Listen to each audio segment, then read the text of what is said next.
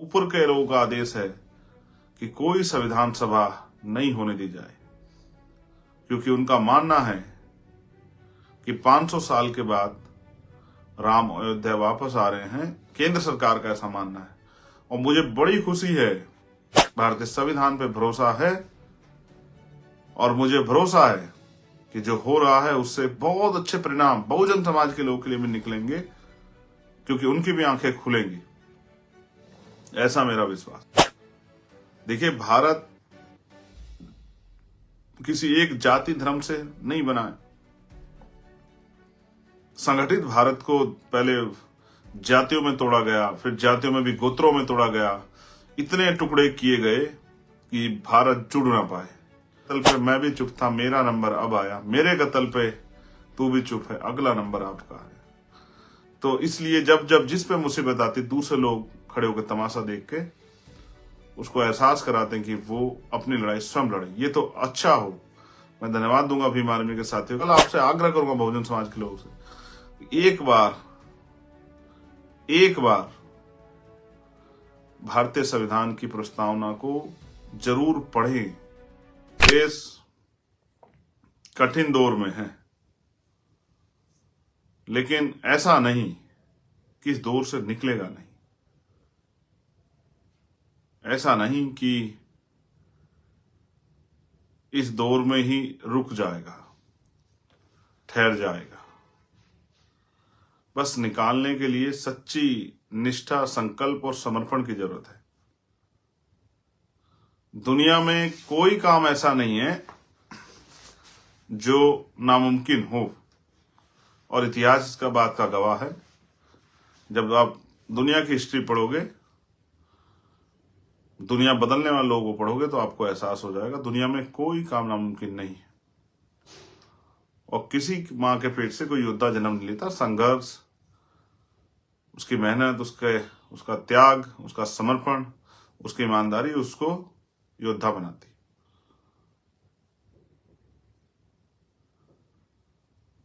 उसके मन में जो अन्याय सह के जो पीड़ा पैदा हो जाती है, कुछ लोगों के मन में कोई बात लग जाती है, कोई परिवर्तन के लिए कुछ करता है। आज मैं बहुजन समाज के लोगों में बड़ी निराशा देख रहा हूं।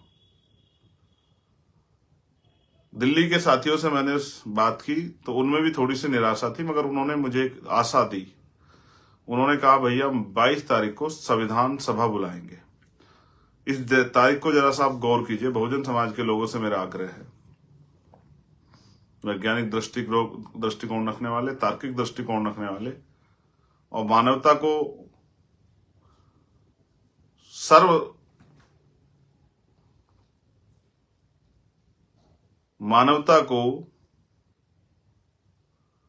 सबसे महत्वपूर्ण धर्म मानने वाले, इंसानियत को सबसे महत्वपूर्ण धर्म मानने वाले उन सभी साथियों से मैं कहना चाहता हूं कि दिल्ली के साथियों ने कहा कि हमें संविधान सभा करनी है 22 तारीख को। 22 तारीख से हमारा उद्देश्य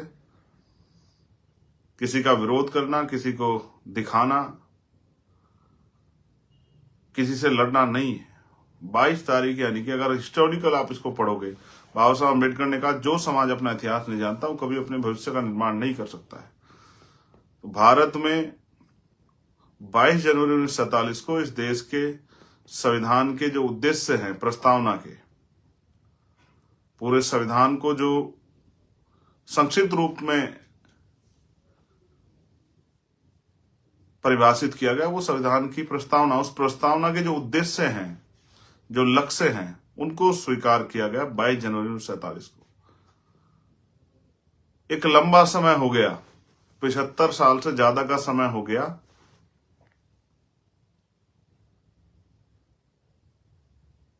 संविधान को अपने स्वरूप में आए, और अभी तक हम इस चर्चा के लिए संविधान सभा हमने बुलाई कि हम चर्चा करें कि जो संविधान के लक्ष्य थे, उद्देश्य थे, उन पर अभी 75 साल के लगभग हम कहां तक पहुंच पाए। क्या अवसर की समता मिल पा रही है? समता मूलक समाज बन पाया है? धर्म के आधार पे, धन के आधार पे जो गैर बराबरी वो खत्म हो गई है? सभी को अपने धर्मों को मानने के लिए जो उपासना की स्वतंत्रता, प्रतिष्ठा और अवसर की समता का जो सिद्धांत था वो कहां तक पहुंच पाया है? और वो जो पहली लाइन, हम भारत के लोग, क्या वास्तविकता में हम सब लोग भारत के लोग बन पाए हैं? क्योंकि राष्ट्र का जो सपना था वो दीवारें नहीं थी। क्या भारत में व्यक्ति की कदर जाति से ऊपर उठ के, धर्म से ऊपर उठ के अभी तक हो पाई है? और क्या भारत उन ऊंचाइयों को छू रहा है जिन ऊंचाइयों को छूने के लिए भारत की एक आजाद भारत की कल्पना की गई थी? हम भारत के लोग, क्या भारत के लोग जागरूक हो पाए हैं? क्या भारत के लोग अपने अधिकारों को जान पाए हैं? क्या भारत के लोग अपने कर्तव्यों को जान पाए हैं? उनकी इस देश के प्रति कर्तव्य क्या हैं, क्या उनको समझ पाए हैं? उनके अधिकार इस देश में क्या क्या उनको जान पाए हैं? उनका कौन सा व्यवहार उचित है, क्या इस बात को समझ पाए हैं? कौन सा व्यवहार अनुचित है, क्या इस बात को पे वो सावधान हो पाए हैं? क्या 70 साल से ज्यादा के लोकतंत्र में सभी घरों पे पक्के मकान बन गए सभी के लिए? देश में हर जाति धर्म के व्यक्तियों को अच्छा खाने पीने की व्यवस्था सरकार ने करा दी है क्या? देश में बेरोजगारी खत्म हो गई है क्या? देश में महंगाई खत्म हो गई क्या, काबू में आ गई है क्या? रेप होना देश में बंद हो गया है क्या? जाति के आधार पे हत्या होनी बंद हो गई है क्या? जो किसान हैं उनकी आय दोगुनी हो गई है क्या? जो मजदूर हैं उनको न्यूनतम वेतन मिल रहा है क्या? जिन पे भूमि नहीं थी उनको भूमि मिल गई है क्या? जिनके पास उद्योग नहीं थे उनके पास उद्योग उनको मिले या नहीं मिले? कितने लोग हैं जो सीमित साधन संसाधन होने के कारण उन अच्छी पढ़ाई उनको में कोई बाधा उनके आगे उत्पन्न नहीं हो रही है? क्या सब लोगों को अच्छा इलाज और अच्छी पढ़ाई की व्यवस्था हो रही है क्या? क्या अच्छी सड़कें, अच्छे गांव बन गए हैं क्या? क्या सभी जगह बिजली, पानी की, साफ पानी के पीने की व्यवस्था हो गई क्या? शौचालय बन गए क्या? इसका एक डाटा बेसिस हमने कार्यक्रम तैयार किया एनालिसिस करने के लिए, और ये इसके लिए मैं बधाई दूंगा हमारे दिल्ली के नेताओं को, भाई हिमांशु जी को, भाई महेश जी को, भाई जैन साहब को, भाई राकेश कसाना जी को, भाई समीर जी को, बाबर भाई को, सिकंदर भाई को, वीर सिंह जी को, और जो हमारे तमाम साथी और हमारी बहनें जो यहाँ काम करती हैं दिल्ली में, जो हमेशा मेरी एक आवाज पे खड़े रहते हैं और जिन्होंने हमेशा दिल्ली में हक वंचित समाज की लड़ाई को, पूरे देश की कई लड़ाई, और एक मेरे एक कहने पे उन्होंने दिल्ली देश की राजधानी में एक बहुसंख्यक आंदोलन करने का काम किया। मैं उन सभी साथियों को बधाई देता हूं कि उन्होंने इतना अच्छा डाटाबेस प्रोग्राम बना के ये प्रयास किया कि हम भी अपने लोगों को ये असलियत में बता दें कि देश में आजादी से लेकर अब तक कितना बदलाव हुआ है, कितने लोग सक्षम हो गए, कितने लोग अक्षम हैं, कितने लोग अभी सुविधा विहीन हैं, कितने लोगों पे पक्के मकान नहीं है, कितने लोग बेरोजगार घूम रहे हैं, कितने लोग से सुख सुविधाएं उनकी पहुंच से दूर है। ये सारा डाटा बताने के लिए हमने एक संविधान सभा बुलाई और उन्होंने मुझसे भी कहा कि आपको भी आना है हमारे कार्यक्रम में, मुख्य अतिथि के रूप में आपको भी शामिल होना है। लेकिन केंद्र सरकार के तानाशाही के कारण वो परमिशन कैंसिल कर दी गई कि आप वो जगह जो सुप्रीम कोर्ट ने प्रोटेस्ट के लिए, राइट टू प्रोटेस्ट जो है, विरोध का जो अधिकार मिला है, अपनी बात को रखने का जो अधिकार मिला है, अपनी समस्या को कहने का जो अधिकार मिला जिस जगह पे, उस पे भी वो सभा नहीं होने दी जाएगी, ऐसा जो है ऑर्डर यहाँ के पुलिस के अधिकारियों ने हमारी एप्लीकेशन पर लिखकर दे दिया। उन्होंने जो तैयारी एक एक पैसा जुटा के की थी, उनकी तैयारी धरी रह गई, क्योंकि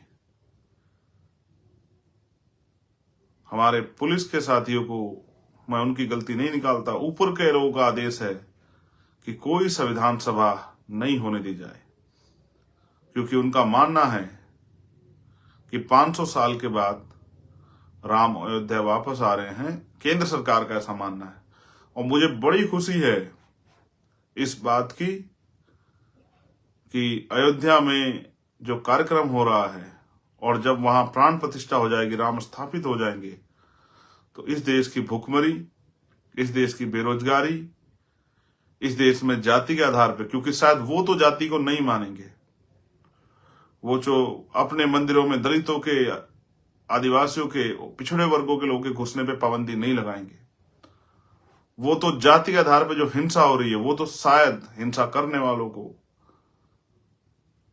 सही शिक्षा देने के लिए समझाने का काम करेंगे, ऐसा मेरा विश्वास है। मुझे विश्वास है कि जो करोड़ों करोड़ों लोगों से बना भारत है, अनेक धर्मों को से बना भारत, शायद राम जी के आने के बाद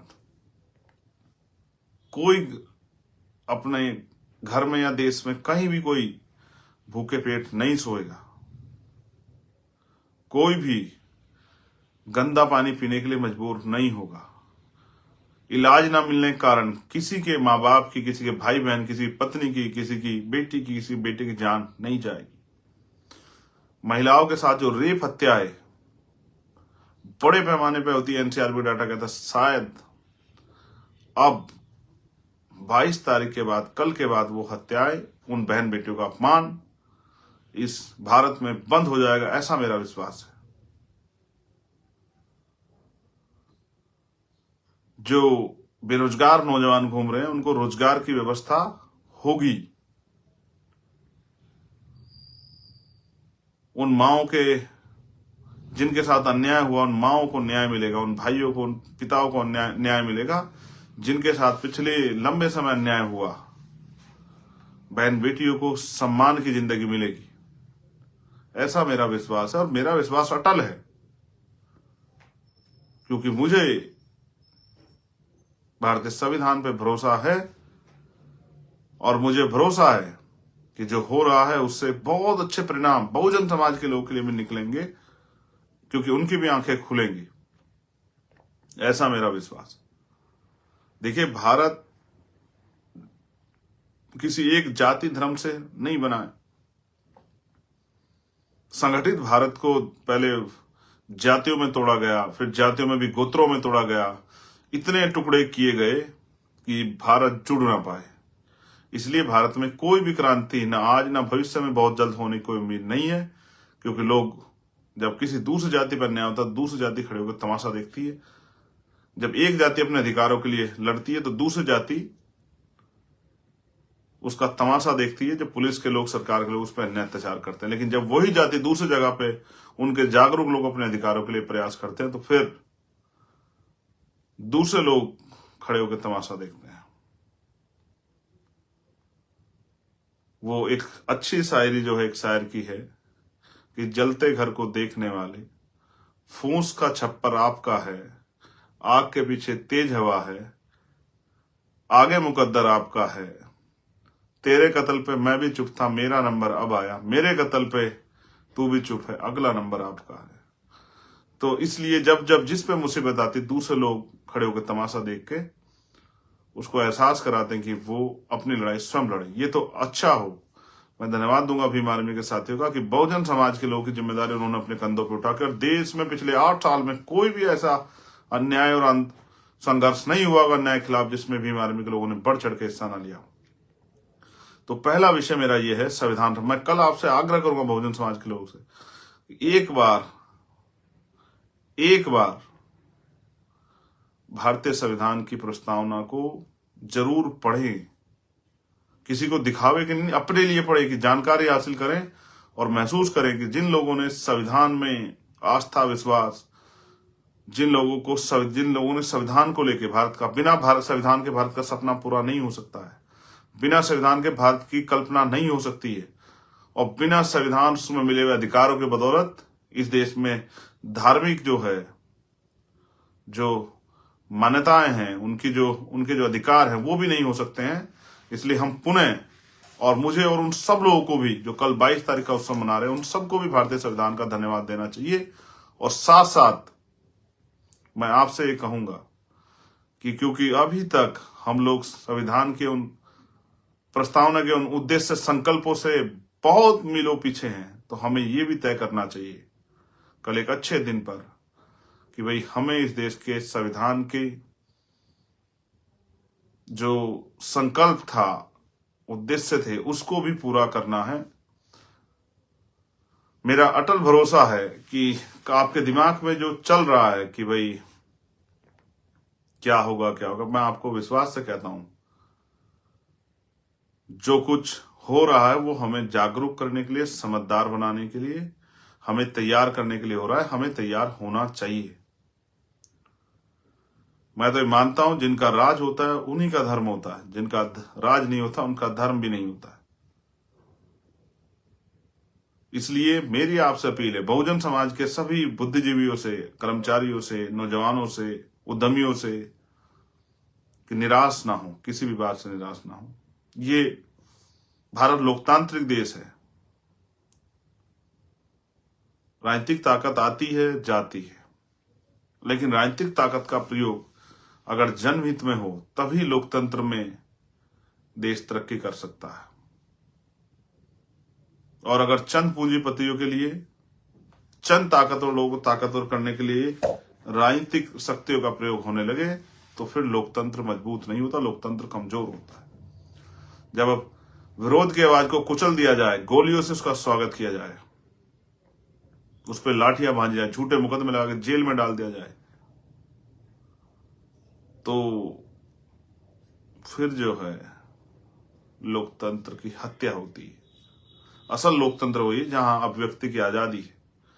मैं सीमाएं समझता हूं कि आपको किसी धर्म का उपहास उड़ाने की, किसी के ऊपर टिप्पणी करने का कोई अधिकार नहीं है, लेकिन संवैधानिक रूप से अपनी बात को रखने का अधिकार भी संविधान हमें देता है।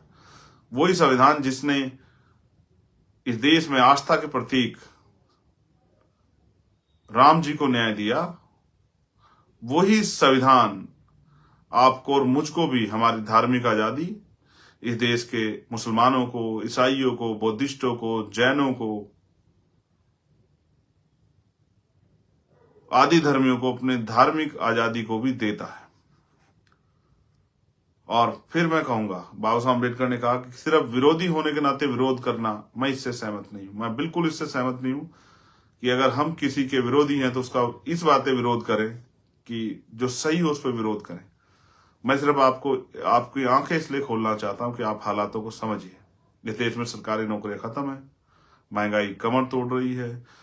सर, पहले कमजोर वर्गों के लिए स्कॉलरशिप आती थी, उनके लिए अच्छे छात्रावास बने हुए थे, उनके लिए हायर एजुकेशन का बजट आज सब खत्म हो गया है। स्कूल बंद किए जा रहे हैं, अच्छे हॉस्पिटल नहीं बन पा रहे, हॉस्पिटलों में इलाज नहीं है, पीने के लिए साफ पानी की व्यवस्था भी नहीं है। एक मेरे साथी ने मध्य प्रदेश का एक सर्वे दिया था कि अभी भी मध्य प्रदेश में गादला पानी, गंदा पानी पीने के लिए लोग मजबूर हैं, कच्चे घरों में रहने के लिए लोग मजबूर हैं। और मैंने भी प्रयास किया था मध्य प्रदेश के लोग मेरा साथ दें, लेकिन अभी शायद उनको ने वो विश्वास नहीं जगाया जो विश्वास उनको जगाना चाहिए था। कोई बात नहीं, हम लोग प्रयास करते रहेंगे निरंतर। एक सबसे बड़ा मसला ईवीएम का, तो मैंने कहा कि राजा की जान तोते में है। अब उस तोते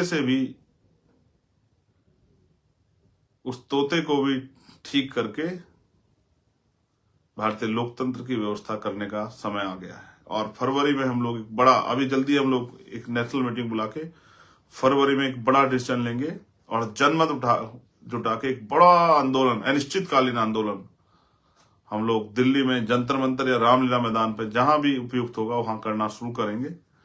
और एक एक चीज फैक्ट के साथ लोगों के सामने रखें किस तरह से लोगों की वोटों की चोरी हो रही, और इससे बचाव सिर्फ हम पे सिर्फ समस्या नहीं है, इसका रोकथाम, इसको फेयर करने की व्यवस्था भी हम पे है।